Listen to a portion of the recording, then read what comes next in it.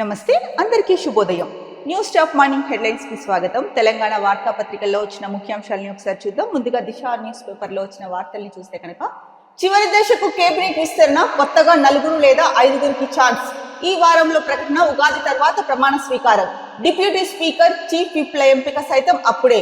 అనంతరం పిసిసి కార్యవర్గం ఖరారు. వ్యక్తిగతంగా అభిప్రాయాలు సేకరించిన ఏఐసిసి పెద్దలు.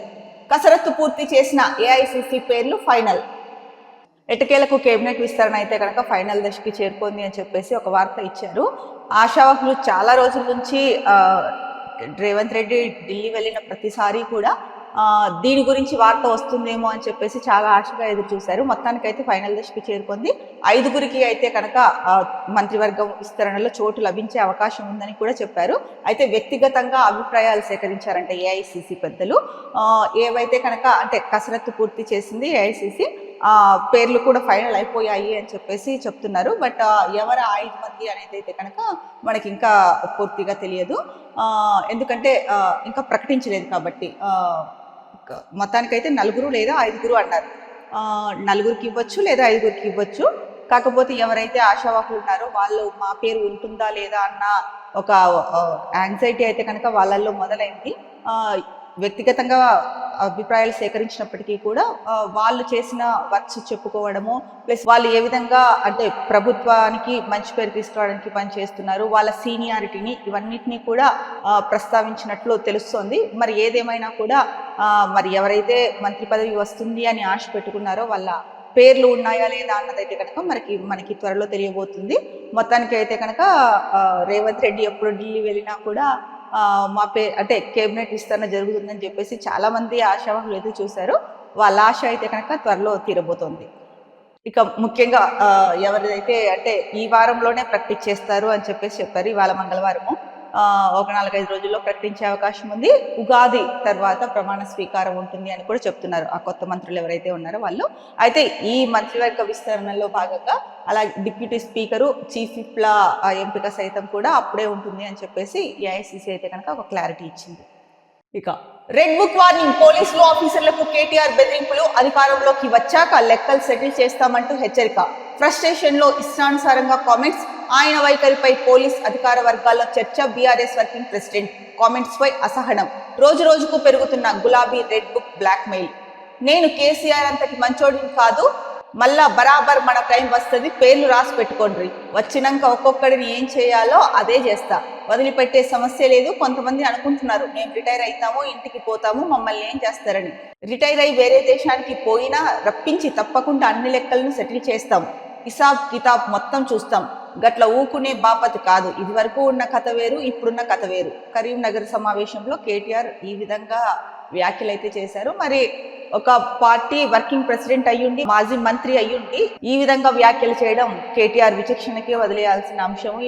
ఎందుకంటే కనుక ఆయన అంత సీనియర్ అయ్యుండి కూడా ఒక ముఖ్యమంత్రికి కొడుకు, ప్లస్ ఒక పార్టీకి వర్కింగ్ ప్రెసిడెంట్, తర్వాత మాజీ మంత్రి, ప్రస్తుత ఎమ్మెల్యే బీఆర్ఎస్ నుంచి. ఆయన పైన అంటే అధికార పార్టీ, ప్రతిపక్ష పార్టీలు తిట్టుకోవడాలు, మాటల యుద్ధమే సరిపోతుంది ఎక్కువ శాతం. సో ఈ నేపథ్యంలో ఆయనకున్న ఫ్రస్ట్రేషన్ని ఈ రకంగా మాట్లాడడము ఎంతవరకు కరెక్ట్? పోలీసుల పైన అవ్వచ్చు, లేకపోతే ఇతర వ్యక్తుల పైన అవ్వచ్చు. మాటకి మాట చెప్పుకోవడం వేరు. కాకపోతే ఎవరెక్కడ ఉన్నా సరే పోలీసులు ఏం చేస్తారు, ప్రభుత్వం ఏం చెప్తే అది చేస్తారు. వాళ్ళకి తెలుసు ఏం చేయాలి, ఏం చేయకూడదు అన్నది. కానీ కొన్ని సందర్భాల్లో అంటే శృతి మించిపోయినప్పుడు కొంతమంది వాళ్ళు చేయాల్సినవి వాళ్ళు చేస్తారు, రాష్ట్ర ప్రభుత్వం ఏం చెప్తే అది చేస్తుంది అన్నది చాలా మందికి తెలుసు. మరి అలాంటప్పుడు పోలీసులు బెదిరించడం ఏంటి? ఏ దేశానికి వెళ్ళినా కూడా రిటైర్ అయిపోయి వచ్చినా కూడా మేము వాళ్ళ లెక్క తెలుస్తాము, ఇప్పటి వరకు ఉన్న కథ వేరు, ఇప్పుడు ఉన్న కథ వేరు, నేను కేసీఆర్ అంత మంచోడిని కాదు. ఇదేమన్నా సినిమా అనుకుంటున్నారా? ఇది నిజ జీవితము, నిజ జీవితంలో రాజకీయాలు. సినిమాలో రాజకీయాలు సినిమా కాదు ఇట్లా మాట్లాడడానికి. ఆంధ్రప్రదేశ్లోనే రెడ్ బుక్ అనుకుంటే మీరు కూడా ఇక్కడ రెడ్ బుక్ ఏర్పాటు చేస్తున్నారా ఏంటి కేటీఆర్ గారు? మీ స్థాయిని గుర్తెరిగి ఫ్రస్ట్రేషన్లో కాదు, మీకు అట్లా ఫ్రస్ట్రేషన్ వస్తే కాసేపు మెడిటేషన్ చేసుకోండి. మీరు అంత ఫ్రస్ట్రేషన్లో ఉంటే కాసేపు మెడిటేషన్ చేసుకొని తర్వాత కూల్గా ఆలోచించి మాట్లాడండి. ఒక మాట అనే ముందు ప్రతి మాట కౌంటే. ఎప్పటికైనా మాట నిలిచిపోతుంది, అది మీకు తెలియంది ఏం కాదు. మరి ఎందుకు ఇలాంటి మాటలు ఇష్టానుసారం మాట్లాడుకోవడాలు, ఇలాంటి మాటలన్నీ అవసరమా? అది ఎట్లా ఉందంటే, ఒక రాజకీయ నేత ప్రజల పక్షాన నిలబడి మాట్లాడుతున్నట్టు అనిపించట్లేదు మీరు మాట్లాడుతున్నది. మీరున్న ఫ్రస్ట్రేషన్లో మీకైనా అర్థమవుతుందో లేదో ఏం మాట్లాడుతున్నారో లేదో. కనీసం కేసీఆర్ గారు కానీ లేదా హరీష్ రావు గారు కానీ కవిత కానీ కొంత కంట్రోల్ చేయాలి కదా, ఇలాంటి మాటలు మాట్లాడకూడదు పబ్లిక్లో ఉన్నప్పుడు అని చెప్పేసి. మీరు మీ కార్యకర్తల్ని ఉత్తేజపరచాలి, ప్రజల్ని ఉత్తేజపరచాలి అని చెప్పేసి సినిమాలో లాగా డైలాగులు, ఇట్లాంటి డైలాగులు, ఇలాంటి మాటలు మాట్లాడితే ఇది నిజ జీవితం, అది గుర్తెరగండి ఒకసారి. ఇంకొకటి, మీరు మాట్లాడుతున్న తీరు ఎలా ఉందంటే కనుక హెచ్చరిస్తున్నట్టు అనిపించట్లా, బెదిరిస్తున్నట్టు అనిపిస్తుంది. ఇది మీకు ఏమాత్రం తగదు. ఇప్పటి నుంచి అయినా సరే కొంచెం మీ నాలుకని కంట్రోల్లో పెట్టుకొని మాట్లాడితే కనుక బాగుంటుంది. ఎందుకంటే ఎదుటి వాళ్ళు కూడా చాలా చదువులు చదివే పోలీసులు అయ్యారు, కానీ ఏదో ఆషామాషిగా పోలీసులు అయ్యి వచ్చిన వాళ్ళు కాదు. ఇప్పుడు పోలీసులనే కాదు, మీరు ఎవరిని ఉద్దేశించి మాట్లాడినా కూడా మీ వ్యక్తిగతంగా మీ విలువ దిగజారకుండా ఉండేటట్టు మాట్లాడండి. రేవంత్ ఫ్లైట్ మోడ్ సీఎం 40 సార్లు ఢిల్లీకి వెళ్లి సాధించిందేమీ లేదు. మత ఘర్షణలపైన సమీక్షించని ముఖ్యమంత్రి. వక్ఫ్ బోర్డు చట్ట సవరణకు బీఆర్ఎస్ వ్యతిరేకం. బాన్స్వాడలో దావత్ ఇఫ్తార్లో ఎమ్మెల్సీ కవిత. సో బాన్స్వాడలో అయితే కనుక ఇఫ్తార్ విందులో పాల్గొన్న కవిత ముఖ్యంగా Revanth Reddy flight mode CM అని చెప్పేసి చెప్పారు. 40 సార్లు ఢిల్లీకి వెళ్ళి ఆయన సాధించింది ఏమీ లేదు, ఒకవైపు మత ఘర్షణల పైన కూడా ఆయన సమీక్షించలేదు అని చెప్పేసి కవిత అయితే కనుక చెప్పారు. ఇక వక్ఫ్ బోర్డు చట్ట సవరణ కూడా బీఆర్ఎస్ వ్యతిరేకము చట్ట సవరణకు అని చెప్పేసి కవిత అయితే కనుక ఇఫ్తార్ విందుకు వెళ్ళారు, అక్కడ మాట్లాడడం జరిగింది. అయితే ఒకటి గమనించాల్సింది ఏంటంటే, రేవంత్ రెడ్డి ఎన్నిసార్లు ఢిల్లీకి వెళ్ళినా కూడా వీళ్ళు నోట్ చేసుకుంటున్నారా ఏంటా అనిపిస్తుంది అనమాట. రేవంత్ రెడ్డికి కూడా తెలుసో లేదో ఆయన అన్నిసార్లు ఢిల్లీకి వెళ్ళారు అని. ప్రతిపక్ష పార్టీ మాత్రం ఢిల్లీకి ఎన్నిసార్లు వెళ్ళారో రేవంత్ రెడ్డి అన్నదైతే మాత్రం బాగా కౌంట్ చేస్తుంది. ఇక మరో వార్త, సచిన్, కోహ్లీ, షారూక్ కు నోటీసులు. బెట్టింగ్ యాప్ ప్రమోషన్స్ చేసినందుకు పోలీసులకు ఫిర్యాదు చేస్తామన్న హైదరాబాద్ గ్రీన్ సొసైటీ. రోజుకో మలుపు తిరుగుతున్న వ్యవహారం. బెట్టింగ్ యాప్స్ ప్రమోషన్ ఇష్యూ రోజుకో మలుపు తిరుగుతున్నది. ఇప్పటి వరకు పలువురు టాలీవుడ్ నటులు, యూట్యూబ్ స్టార్స్ పై కేసులు నమోదయ్యాయి. తాజాగా బాలీవుడ్ హీరో షారూక్ ఖాన్, దిగ్గజ క్రికెటర్ సచిన్ టెండూల్కర్, క్రికెటర్ విరాట్ కోహ్లీకి సైతం ఈ సెగ తగిలింది. వీరికి త్వరలోనే నోటీసులు అందే అవకాశం ఉంది. బెట్టింగ్ యాప్ ప్రమోషన్ చేసినందుకు ఈ ముగ్గురిపై పంజాగుట్ట పోలీసులకు ఫిర్యాదు చేయనున్నట్లు హైదరాబాద్ గ్రీన్ సొసైటీ తెలిపింది. సో మొత్తానికి అయితే సచిన్, కోహ్లీ, షారూక్ ఖాన్లకు కూడా బెట్టింగ్ యాప్స్ ప్రమోట్ చేసినందుకు వీళ్ళ ముగ్గురికి పైన కూడా హైదరాబాద్ గ్రీన్ సొసైటీ అయితే కనుక పంజాగుట్ట పోలీసులకు ఫిర్యాదు చేయనున్నట్లయితే కనుక తెలుస్తోంది. మరి ఇప్పటి వరకు అయితే కనుక ఒక టాలీవుడ్లోనే అనుకున్నాము. టాలీవుడ్లో ఫస్ట్ సోషల్ మీడియా ఇన్ఫ్లుయెన్సర్స్, తర్వాత కొంతమంది సెలబ్రిటీస్ ఎవరైతే ఉన్నారో వాళ్ళు అనుకున్నాం. తర్వాత టాలీవుడ్లో ప్రముఖ హీరోయిన్స్ కూడా ఆ జాబితాలో చేరిపోయారు. ఇప్పుడు బాలీవుడ్కి కూడా ఈ బెట్టింగ్ యాప్స్ ప్రమోట్ చేస్తున్నారు కొంతమంది హీరోలు అని చెప్పేసి బాలీవుడ్కి తాకింది. అలాగే క్రికెట్కి కూడా ఈ సెగ అయితే కనుక తాకింది. ముఖ్యంగా బాలీవుడ్లో షారుఖ్ ఖాన్, ఇక క్రికెట్ దిగ్గజం సచిన్ టెండూల్కర్, అలాగే ప్రముఖ క్రికెటర్ విరాట్ కోహ్లీ కూడా ఈ బెట్టింగ్ యాప్స్ ప్రమోట్ చేశారు అని చెప్పేసి పోలీసులకు ఫిర్యాదు చేస్తామని హైదరాబాద్ గ్రీన్ సొసైటీ అయితే కనుక చెప్తోంది. మరి ఏం జరుగుతుంది అన్నదైతే కనుక చూడాలి. మొత్తానికైతే కనుక ఈ గ్రీన్ సొసైటీ పంజాగుట్ట పోలీసులకు ఫిర్యాదు చేయనున్నట్లు అయితే కనుక చెప్పారు. సో మరి కేసు అయితే కనుక ఇక్కడ నమోదైతే మరి తర్వాత ఎలా ఉండబోతుంది, ఇది వీళ్ళు ఎలా స్పందిస్తారు అన్నది, ఇంకొకటి వీళ్ళ అభిమానులు ఎలా స్పందిస్తారు అన్నదైతే కనుక త్వరలో తెలియనుంది. ఏదేమైనప్పటికీ కూడా సచిన్, కోహ్లీ, షారూఖ్లకు అయితే కనుక మొత్తానికి నోటీసులు ఇచ్చే ఆలోచనలో అయితే కనుక ఉన్నారు అన్నట్టు కన్ఫామ్గా చెప్పట్లేదు, కానీ ఒక క్వశ్చన్ మార్క్ అయితే కనుక పెట్టారు. కానీ green society, Hyderabad green society వాళ్ళైతే మాత్రం పంజాగుట్ట పిఎస్లో ఫిర్యాదు చేయనున్నట్టయితే కనుక తెలుస్తుంది. సలహాదారుడి ఓవర్ యాక్షన్. మంత్రికి చెప్పకుండానే టూరిజం పాలసీ మార్పు. కంగుతిన్న మినిస్టర్, కారణం ఎవరంటూ అధికారులపై సీరియస్. సీఎం దృష్టిలో పడేందుకు అడ్వైజర్ నిత్యం హంగామా. అప్పగించిన పనులు పక్కన పెట్టి అన్నింటిలో జోక్యం. ఓ కీలక ఆఫీసర్ సపోర్ట్తో హల్చల్. తమ శాఖల్లో వేలు పెడుతున్నారని మంత్రుల గుర్రు. సో ప్రభుత్వంలోని ఓ సలహాదారుడు అయితే మంత్రికి చెప్పకుండానే ఏకంగా టూరిజం పాలసీ మార్చేశాడు. ఇది ఎక్కడి విచిత్రం. మంత్రికి చెప్పి మంత్రి పర్మిషన్ తీసుకొని మంత్రి ఆమోదం అంటే అనుమతి ఇచ్చిన తర్వాత అప్పుడు మార్చాలి. తర్వాత అది మంత్రి చూస్తారు. దానికి ఏవైనా మార్పులు చేర్పులు ఉంటే ఇంకా యాడ్ చేయాల్సినవి లేదా తీసేయాల్సినవి చెప్తారు. అంతేకాని ముఖ్యమంత్రి దృష్టిలో పడాలి అని చెప్పేసి మంత్రికి చెప్పకుండా ఏకంగా టూరిజం పాలసీని మార్చేశారంట. మంత్రికి ఆ విషయం తెలియక కంగు తిని ఎవరు చేశారు అని చెప్పేసి సీరియస్ అయ్యారంట.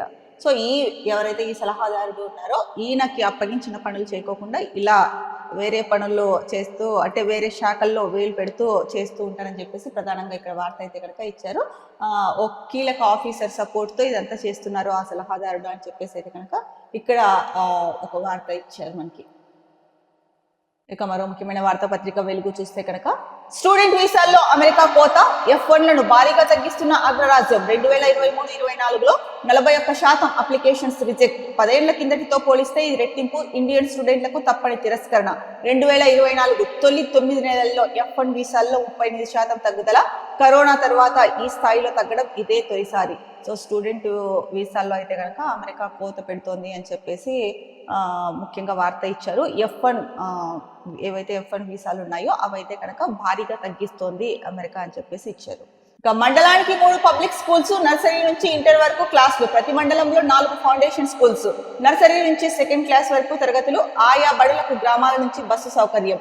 స్కూల్ పిల్లలకు బ్రేక్ఫాస్ట్, లంచ్, ఈవినింగ్ స్నాక్స్. ఒకే ప్రాంగణంలోని విద్యా సంస్థలన్నీ విలీనం. సర్కార్కు తెలంగాణ విద్యా కమిషన్ సిఫార్సు. సో ప్రభుత్వానికి అయితే కనుక తెలంగాణ విద్యా కమిషన్ ఒక సిఫార్సు చేసింది. ఏంటంటే మండలానికి 3 పబ్లిక్ హై స్కూల్స్ పెట్టి అంటే నర్సరీ నుంచి ఇంటర్ వరకు క్లాసులు కండక్ట్ చేయడం, ప్రతి మండలంలో కూడా 4 ఫౌండేషన్ స్కూల్స్ ఉండేలాగా ఉండి అది కూడా నర్సరీ నుంచి 2nd క్లాస్ వరకు క్లాసెస్ చెప్తారు. ఆ తరగతులు వాళ్ళు ఉంటారు. ఇక ఆయా స్కూల్స్కి అయితే కనుక గ్రామాల నుంచి ప్రభుత్వమే బస్సు సౌకర్యం ఏర్పాటు చేయడము, అలాగే పిల్లలకి విద్యార్థులకి స్కూల్లోనే టిఫిన్, లంచ్, ఈవినింగ్ స్నాక్స్ కూడా ప్రొవైడ్ చేసి ఒకే ప్రాంగణంలోనే విద్యా సంస్థలన్నీ కూడా విలీనం చేయాలి అని చెప్పేసి ఒక సిఫార్సు అయితే చేసింది విద్యా కమిషన్ ప్రభుత్వానికి. మరి దీనిపైన రాష్ట్ర ప్రభుత్వం ఎలా స్పందిస్తుంది అన్నదైతే కనుక చూడాలి. విజిలెన్స్ NDSA రిపోర్ట్స్ ఇవ్వండి. ప్రభుత్వానికి కాళేశ్వరం జ్యుడిషియల్ కమిషన్ లేక నివేదికపై కమిషన్ కసరత్తు. అధికారుల స్టేట్మెంట్లు, డాక్యుమెంట్ల పరిశీలన. విధానపర నిర్ణయాలు తీసుకున్న పెద్దలను పిలిచే విషయంపై ఇంకా రాని క్లారిటీ. సో ఈ కాళేశ్వరం ప్రాజెక్టుకి సంబంధించి అయితే కనుక ఇంకా కమిషన్ కసరత్తు చేస్తూ ఉంది. పూర్తి నివేదిక అయితే కనుక ఇంకా రాలేదు. మరి విధానపరమైన నిర్ణయాలు ఈ ప్రాజెక్టుకి సంబంధించి ఎవరు తీసుకున్నారో వాళ్ళని పిలిచే అవకాశం ఉందా లేదా అన్నది అయితే కనుక స్పష్టత లేదు. ఒకవేళ పిలిస్తే కనుక అప్పుడు చాలామంది అంటే అప్పట్లో ఈ ప్రాజెక్టు నిర్మించినప్పుడు ఎవరైతే ఉన్నారో ఏ ప్రభుత్వం ఉందో BRS ప్రభుత్వం, దాంట్లో మరి ఎవరిని పిలిచే అవకాశం ఉంటుంది అన్నది కూడా ఒక చర్చనీయాంశంగా మారింది. MMTS రైల్లో అత్యాచార యత్నం, బయటకు దూకిన యువతి, తీవ్ర గాయాలు, పగిలిన తల, విరిగిన మణికట్టు, నిందితుడి కోసం గాలింపు. సో ఏం జరిగింది అన్నది అయితే కనుక చూస్తే ఏపీలోని అనంతపురం జిల్లాకు చెందిన 23 ఏళ్ల మహిళ మేడ్చల్లోని ఉమెన్స్ హాస్టల్లో ఉంటూ స్విగ్గీలో పనిచేస్తోంది. ఈ నెల 22న మధ్యాహ్నం మేడ్చల్ నుంచి సికింద్రాబాద్ రైల్వే స్టేషన్ సమీపంలోని ఓ సెల్ ఫోన్ రిపేరింగ్ షాప్కు తన మొబైల్ డిస్ప్లే మార్చుకునేందుకు వచ్చింది. మొబైల్ రిపేర్ చేయించుకుని సుమారు రాత్రి 7:30కు ప్లాట్ఫామ్ నెంబర్ 10లో తెల్లాపూర్ మేడ్చల్ MMTS రైలు ఎక్కింది. అది మహిళల బోగి. అప్పుడు ఆ బోగిలో సదరు యువతితో పాటు మరో 2 మహిళలు మాత్రమే ఉన్నారు. అల్వాల్లో ఆ 2 దిగిపోయారు. తర్వాత యువతి మాత్రమే బోగిలో ఉంది. అప్పుడే ఓ యువకుడు బోగిలోకి ఎక్కాడు. యువతిపై లైంగిక దాడికి ప్రయత్నించగా భయంతో ఆమె రైల్లో నుంచి గుండ్లపోచంపల్లి MMTS స్టేషన్ 1/2 కిలోమీటర్ దూరంలో బయటకు దూకింది. కంకర్రాళ్లపై పడటంతో బాధితురాలి తలకు తీవ్ర గాయాలయ్యాయి.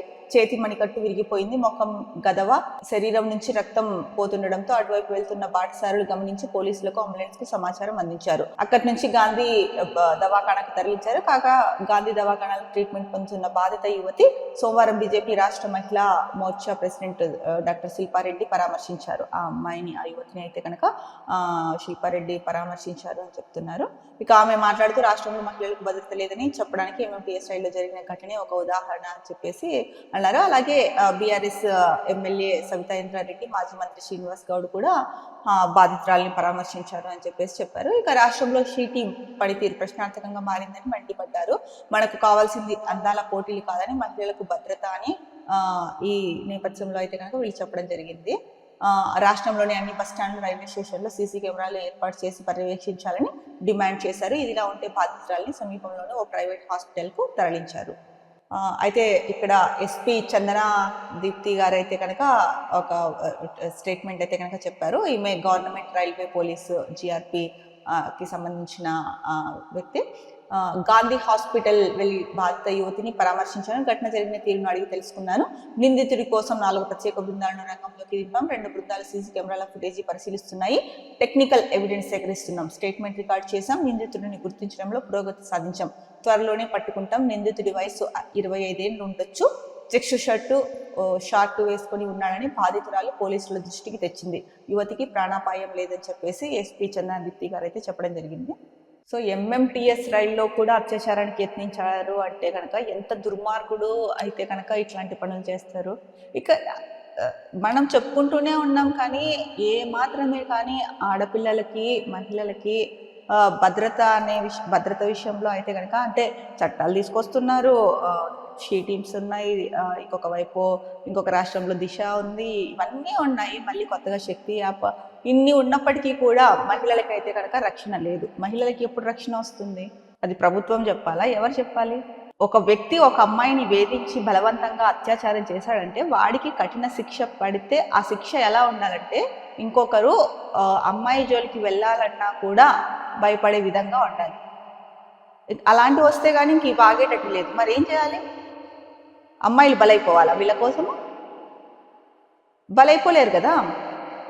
మరి అలాంటి వాటిని తీసుకురండి.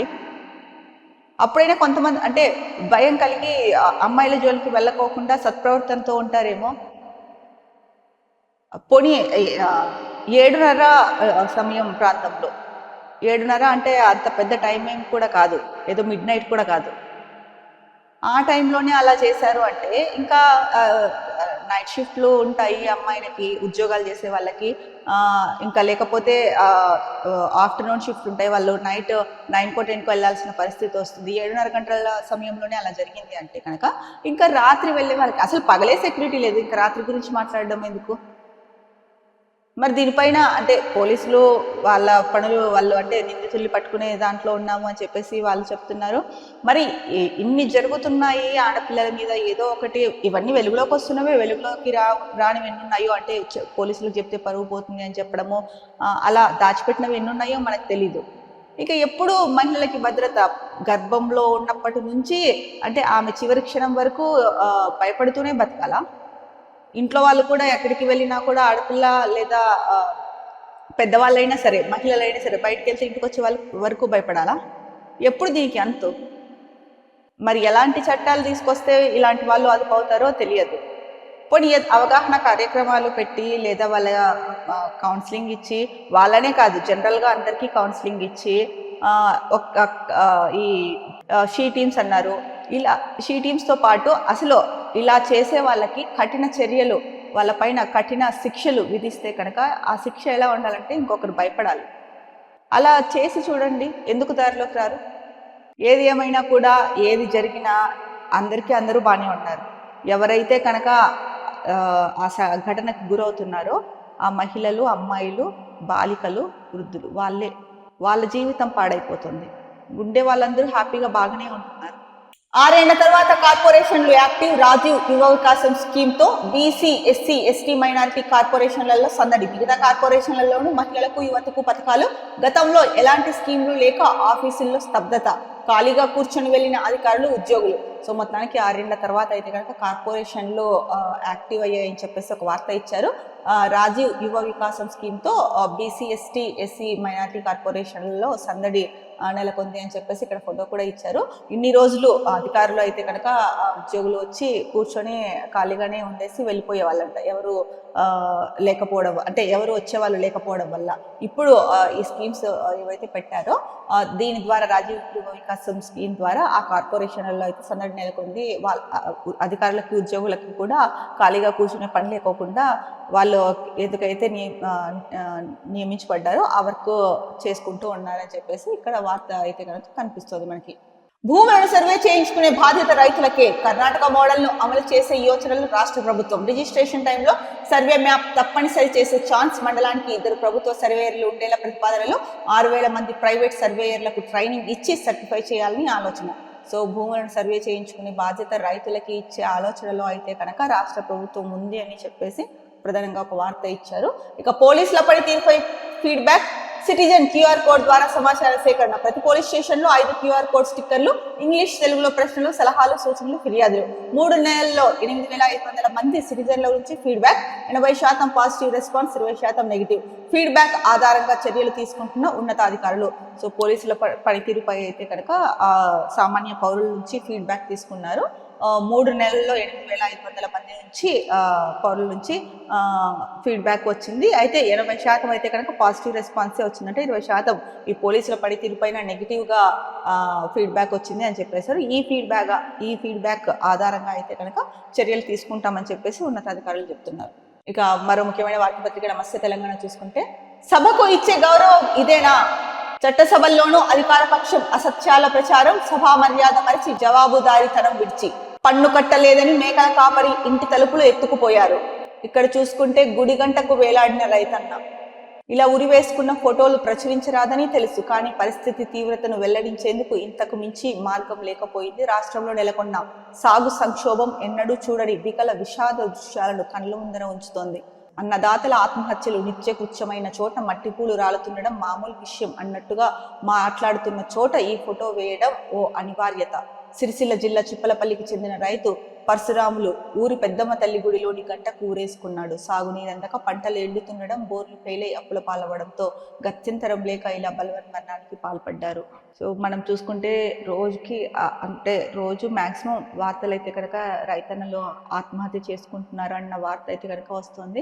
రాష్ట్ర ప్రభుత్వం అయితే కనుక దీనిపైన ఎక్కువగా స్పందించట్లేదనే తెలుస్తోంది. ఎందుకంటే దీనికి సంబంధించి ఎక్కడ వార్తా కథనాలు కూడా రావట్లేదు.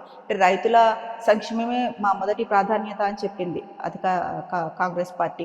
అయితే రైతులు సాగునీరు అందక పంట పొలాలు సగము ఎదిగాక లేదా చేతికి వచ్చే టైంలో నీరు అవసరమైన టైంలో నీరు లేక పంటలు ఎండిపోవడంతో అప్పులు తెచ్చి పెట్టుబడులు పెట్టి వాటిని ఎలా తీర్చాలో తెలియక పంట అలా ఎండిపోతుంటే సాగునీరు అందక ఏం చేయాలో దిక్కుతోచిన స్థితిలో రైతన్నలు బలవన్మరణం చేసుకుంటున్నారని చెప్పేసి మనకు నమస్తే తెలంగాణలో వార్తలు వస్తూనే ఉన్నాయి.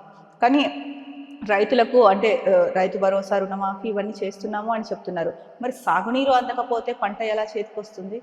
మరి దానికోసం పెట్టిన ఖర్చు పెట్టుబడి ఆ పంట వస్తేనే ఆ రైతన్నకి ఖర్చులన్నీ పోయి అంతో ఇంతో ఆదాయం మిగులుతుంది.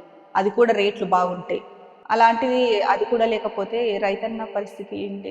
దీనిపైన ప్రత్యామ్నాయ మార్గాలు చూడాలి కదా ప్రభుత్వం. దీనిపైన ప్రత్యామ్నాయ మార్గాలు చూడకుండా రైతుల ప్రాధాన్యతే మా లక్ష్యం అని చెప్పి రైతు భరోసా లేదంటే రైతులకి రుణమాఫీ ఇవన్నీ చెప్పుకుంటూ అర్హులైన వాళ్ళకి చేసుకుంటూ వెళ్ళడమే కాదు, సాగునీరు అందించడానికి ప్రత్యామ్నాయ మార్గాలు ఇది ఈ రోజు నుంచి కాదు, ఎప్పటి నుంచో ఈ వార్తలు వస్తూనే ఉన్నాయి. సాగునీరు అందక రైతులు ఆత్మహత్యకు పాల్పడుతున్నారు అన్న వార్తలు వస్తూనే ఉన్నాయి.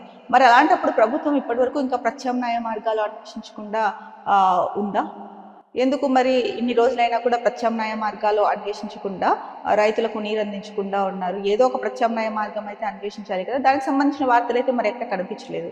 మరి తెలంగాణ రాష్ట్ర ప్రభుత్వం అయితే కనుక రైతన్నల ఆత్మహత్యల్ని ఆపాల్సిన బాధ్యత కంప్లీట్గా రాష్ట్ర ప్రభుత్వం మీదనే ఉంది. ఇప్పటికైనా సరే సాగునీరు అందించడానికి ఏం చేయాలి అన్నది ప్రత్యామ్నాయ మార్గం చూసి రైతుల ఆత్మహత్యలకి కారణం కాకుండా రైతులని కాపాడే బాధ్యత రాష్ట్ర ప్రభుత్వానికి.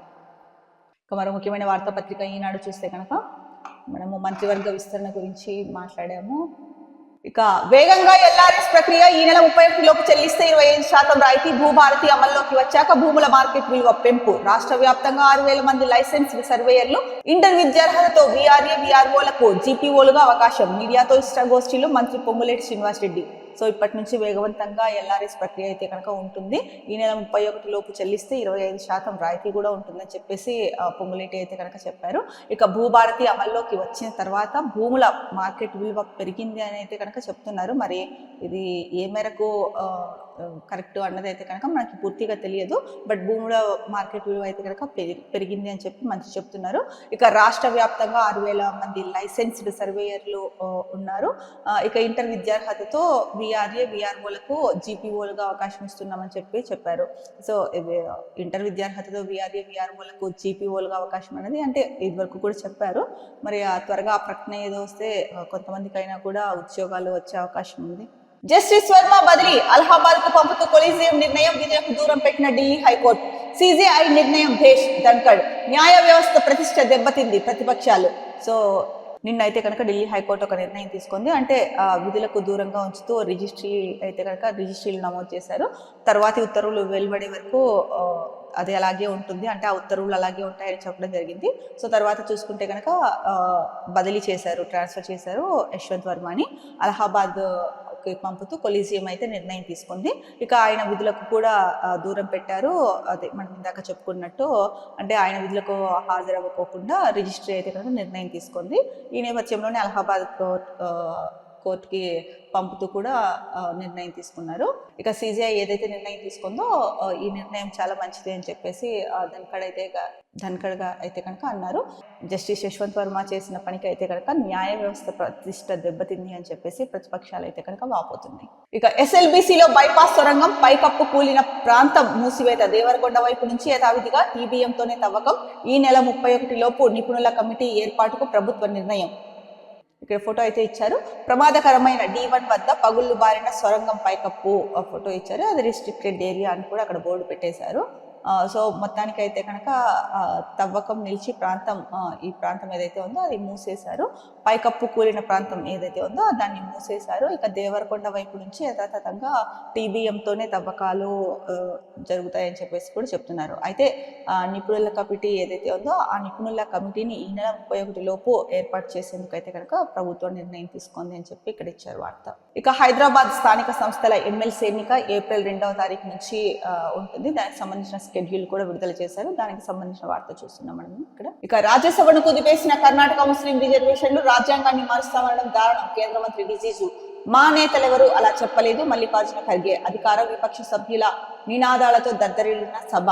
నిన్న అయితే కనుక కర్ణాటక ముస్లిం రిజర్వేషన్ల గురించి రాజ్యసభలో అయితే గందరగోళం నెలకొంది. ముఖ్యంగా రాజ్యాంగాన్ని మారుస్తామనడం దారుణం అని చెప్పేసి కేంద్ర మంత్రి రిజిజు చెప్పడం జరిగింది. అయితే మా నేతలెవరూ కూడా అలా చెప్పలేదు, అలా మాట్లాడలేదు అని చెప్పేసి కాంగ్రెస్ నేత మల్లికార్జున ఖర్గే చెప్పడం జరిగింది. దీంతో అధికార విపక్ష సభ్యుల మధ్య అయితే నినాదాలతో నిన్న రాజ్యసభ దద్దరిల్లింది అని చెప్పేసి ఒక వార్త ఇచ్చారు. ఇవి తెలంగాణ వార్తాపత్రికల్లో వచ్చిన ముఖ్యాంశాలు. రేపటి న్యూస్ టాప్ మార్నింగ్ హెడ్లైన్స్ లో మళ్ళీ కలుద్దాం. అంతవరకు సెలవు, నమస్కారం. Be happy, stay strong, stay healthy.